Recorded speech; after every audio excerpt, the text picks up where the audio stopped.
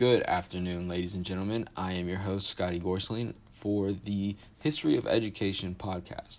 And today we will be discussing a very important educational theorist, Mr. Lawrence Kohlberg. Kohlberg was born in the Bronx on October 25th, 1927. He was the youngest of four children and lived with his parents, Alfred Kohlberg, who was a Jewish-German entrepreneur, and Charlotte Albrecht, who was a Christian German chemist. They lived in the Bronx, New York, in a time where the first transatlantic phone call from New York to London occurred. Ford Motor Company stopped making the Model T after 15 million cars were sold, and the Pan American Airways were also formed. So to this time period was a very important and influential time period in the United States. The family was happily together until Lawrence was at the age of 4, and his parents separated and later divorced 10 years later when Lawrence was at the age of 14. They did, however, ship Mr. Kohlberg to a boarding school where he attended high school 25 miles north of Boston. The elite preparatory academy was called Phillips Academy. The alumni include both of the Bush presidents and many more famous politicians. Shortly after he graduated, Mr. Kohlberg served as a U.S. merchant marine in World War II. After he served, he worked with the Haganah, a paramilitary organization in the Mandatory Palestine. He was there between 1920 and 1948, which this later became the Corps of Israel Defense Forces. While working for them, he smuggled Jewish refugees from Romania through the British blockade into Palestine.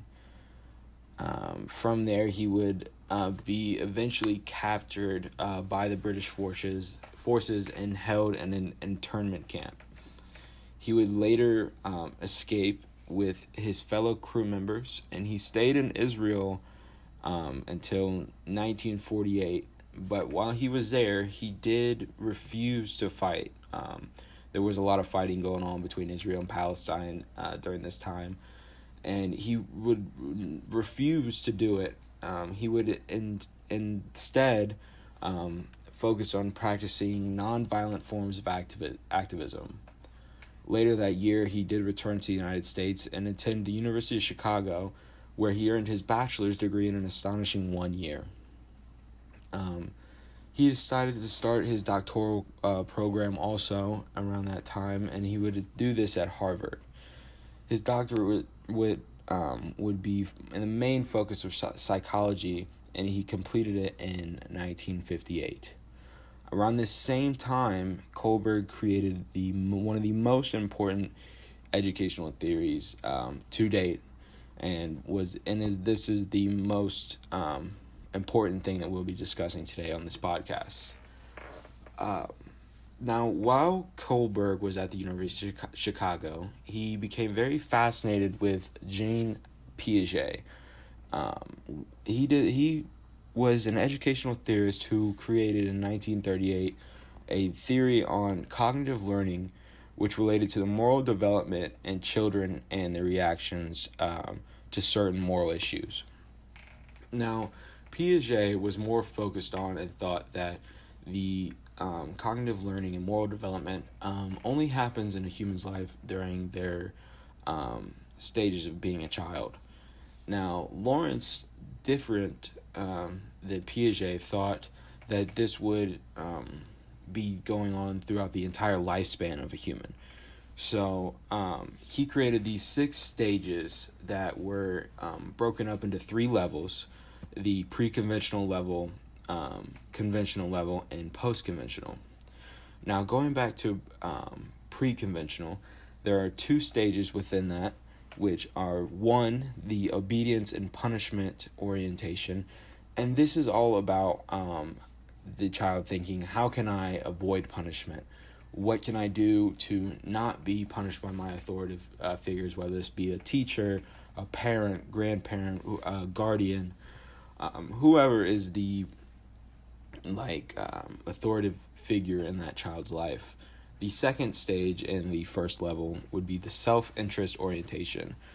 What is in it for me? What is the benefit for me paying to do something?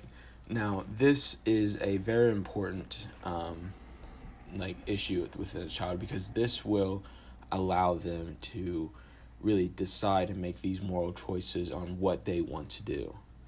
The second level, and this would be the conventional level, also has two stages, which are number 3, interpersonal accord and conformity. These are social norms, the good boy, girl attitude, which is all about making sure that they have a really good understanding on what is going on in their community. And then with the fourth stage, which is the authority and social order maintaining orientation, this is a law and order morality. The children are starting to understand what the consequences are for their actions, what is going to happen if they continue to do what they're doing, and what makes them really important to their community. The third and final level, which is in the post-conventional stages, also have two stages, 5 and 6. And number 5 is the social contract orientation. This is all about what goes on in the community, the relationships that they have with the other children that are around them, and how they should act around them as well. The sixth and final stage is the universal ethical principles, which is a principled conscience.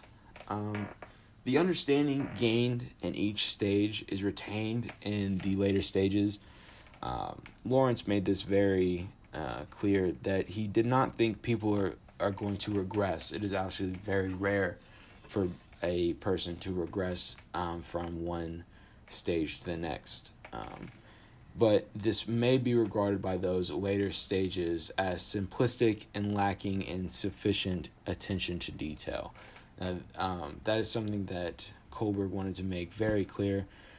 Students are going to make choices that may reflect them not paying attention or not giving full effort, but this does not have to do with their moral development. That is just a act that they will be doing. Now, later in Kohlberg's life, in 1971, there was a tragedy that struck. After a period of research in Belize, he had contracted a parasitic infection, which caused him to have extreme abdominal pain. After taking a variety of medication for the infection, he was still dealing with intense pain that would just take over his life. Due to this feeling of being overworked, he also became very depressed. In 1987, January, Kohlberg parked his car near the Boston Harbor, leaving all of his identification and information in his parked car, and he left it in plain sight for people to find. He walked to the harbor, jumped, and essentially froze to death. His body was recovered sometime later along with his wallet and car. Now, after his death, his research and writing are still very important to theorists and educators today. He gave a much broader take on the moral development of a child and even into the adult life of these children that we are going to be teaching. It also goes for us as we, as teachers, think, what choices are we forced to make every day in a classroom that lead to the development of ourselves, our students, the community and family that we bring into our classrooms every day? We have to really think about, what are we doing to benefit ourselves, the community around us, and how are we making it a better place for our students to learn?